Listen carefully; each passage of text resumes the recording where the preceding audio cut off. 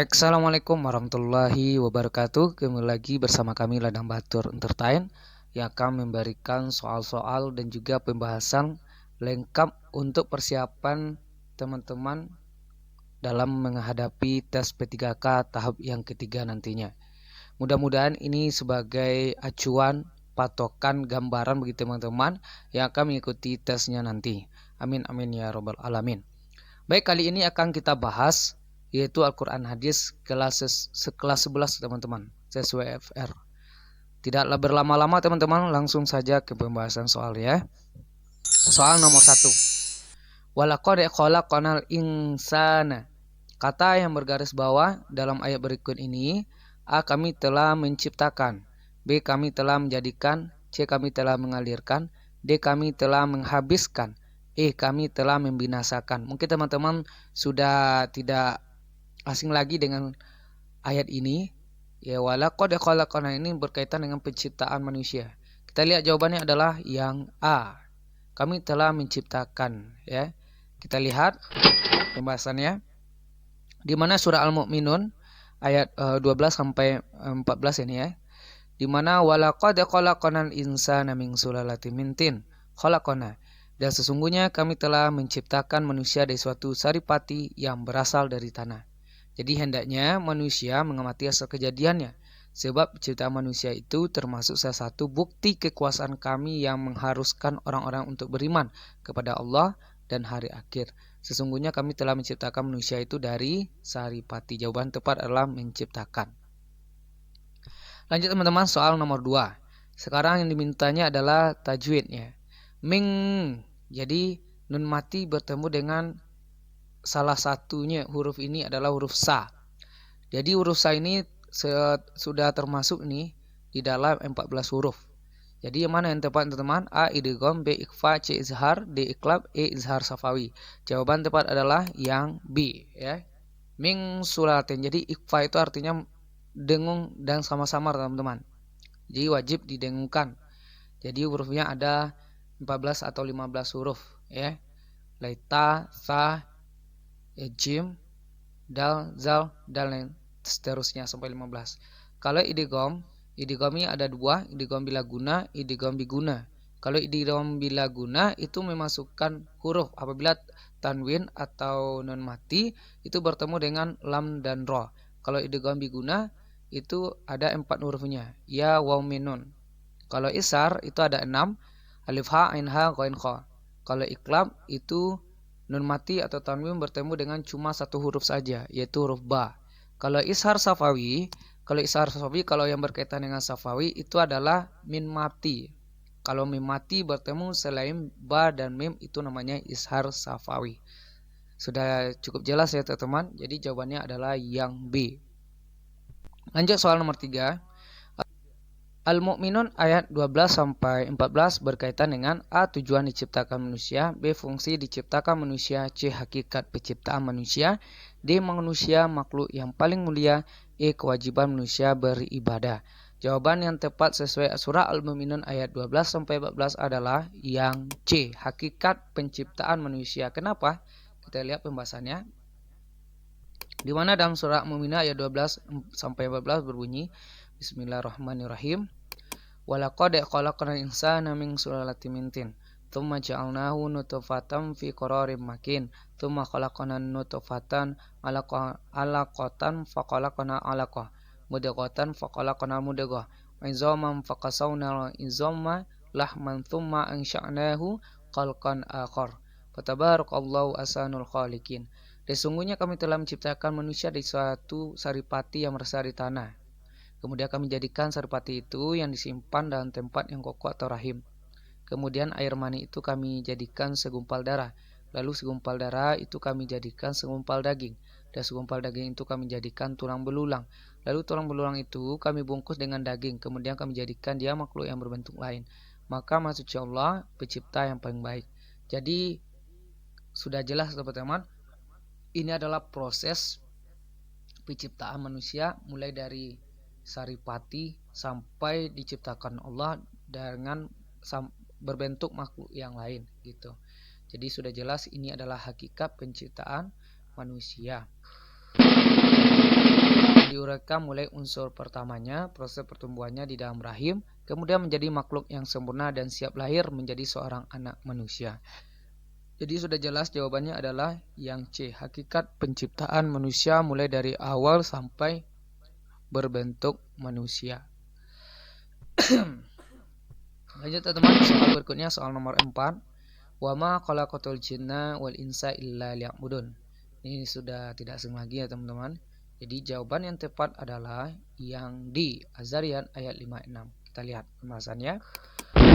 Ma khalaqatul jinna wal insa illa liya'budun. Dan aku tidak ciptakan jin dan manusia melainkan agar mereka beribadah kepadaku. Az-Zariyat ayat 56. Oke. Lanjut soal berikutnya, soal nomor 5. Wa qada dalam Al-Quran surah Isra ayat 23. A melaksanakan, B membayar, C melarang, D memerintah, E mencegah. Jadi surah Al-Isra ayat 23 ini tentang perintah kita untuk berbakti kepada orang tua. Jawaban tepat adalah yang D, memerintah. Kita lihat di dalam surah Isra ayat 23 ya.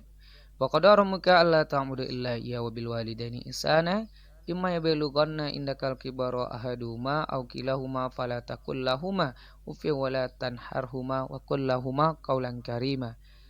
Dan Tuhanmu telah memerintahkan. Jadi waqada ini adalah memerintahkan ya, supaya kamu jangan menyembah selain Dia dan hendaklah kamu berbuat baik kepada ibu bapakmu. Jika seseorang di antaranya keduanya atau keduanya berusia lanjut dalam pemeliharaanmu, maka sekali-sekali janganlah engkau mengatakan kepada keduanya perkataan dan janganlah engkau membentak keduanya, dan cakaplah kepada keduanya perkataan yang baik. Jadi potongan ayat ini adalah yang D ya, memerintah ya. Oke. Lanjut soal berikutnya, soal nomor 6. Wala tanharhuma wa qul lahumā qawlan titik-titik. Apa sambungannya? A karima, B syadida, C aziza, D salima, E ma'rufa. Jawaban tepat adalah yang A, karima. Sudah jelas tadi ya potongannya. Ini bagian akhir dalam surah Isra ayat 23. Tanharhuma wa qul lahumā qawlan karima. Sudah jelas jawabannya adalah karima ya. A teman-teman. Baik, soal berikutnya soal nomor 7. Orang yang menyembah selain Allah disebut A mukmin, B muslim, C musyrik, D munafik, E kafir. Sudah jelas jawabannya adalah yang C, musyrik ya. Kenapa musyrik? Ini dia. Orang yang menyekutukan Allah SWT disebut dengan musyrik. Jadi pelakunya itu disebut dengan musyrik. Kalau syirik itu adalah perbuatannya ya, anggapan atau itikat menyekutukan Allah dengan yang lain seakan-akan ada yang maha kuasa di samping Allah Subhanahu wa taala ya. Jadi menganggap Allah itu menganggap orang yang lain ada selain Allah gitu. Itu namanya syirik. Pelakunya musyrik ya. Sudah jelas jawabannya adalah musyrik itu teman. Oke, lanjut soal berikutnya. Soal berikutnya nomor 8. Birru walidain dalam Islam hukumnya A sunnah, B wajib, C fardu kifayah, D haram, E jaiz. Jadi birru walidain ini maksudnya adalah berbakti kepada orang tua. Hukumnya apa? Jawaban yang tepat adalah yang B, wajib teman-teman. Kenapa yang wajib? Kita lihat pembahasannya. Birru walidain adalah bagian dalam etika Islam yang menunjukkan kepada tindakan berbakti kepada orang tua. Yang mana berbakti kepada orang tua itu hukumnya adalah fardu ain alias wajib untuk kita pribadi. Jadi fardu kifayah itu satu orang saja yang berbakti, maka semuanya harus sudah gugur dosanya. Jadi beda ya, di fardu ain itu untuk khusus untuk diri kita. Jadi fardu ain bagi setiap muslim. Meskipun seandainya kedua orang tuanya adalah non muslim, meskipun orang tua kita memiliki agama yang berbeda dengan kita wajib berbakti kepadanya. Wajib alias fardu ain. Jadi wajib teman-teman ya. Lanjut nomor 9. Berikut ini merupakan cermin sikap seorang murid kepada guru kecuali A. Selalu taat kepada perintahnya baik yang benar perbuatannya maupun yang jelek perbuatannya. B. Selalu menghormatinya. C. Selalu mendoakannya. D. Menatainya sepanjang tidak bermaksiat. E. Memperhatikannya ketika mengajar. Jadi sudah jelas kan? Jawabannya adalah yang A. Jadi kalau perintahnya yang jelek itu tidak boleh juga kita ikuti. Jadi jawabannya yang salah adalah yang A, teman-teman ya. Lanjut nomor 10 yang terakhir. Ani selalu diam memperhatikan ketika guru sedang menjelaskan. Hal ini mencerminkan sikap A. Berbakti kepada orang tua, B. Menghormati orang tua, C. Menghormati guru, D. Durhaka kepada orang tua, E. Mencintai guru. Jawaban yang tepat adalah yang C. Menghormati guru ya, karena memperhatikan ketika guru sedang menjelaskan di kelas. Jadi kita harus diam, perhatikan dan fokus dengan apa yang guru kita jelaskan di depan ya. Materi-materi apapun lah bentuknya, kita harus mendengarkan, memperhatikan dan juga diam, tidak boleh berbicara dengan teman yang lain. Jadi sudah jelas jawabannya adalah C. Menghormati guru. Mungkin itu saja teman-teman pembahasan kita pada hari ini, Al-Quran Hadis kelas 11 part pertama ini teman-teman. Mudah-mudahan ini adalah sebagai patokan bagi teman-teman yang mengikuti tes tahap ketiga pendidikan agama Islam.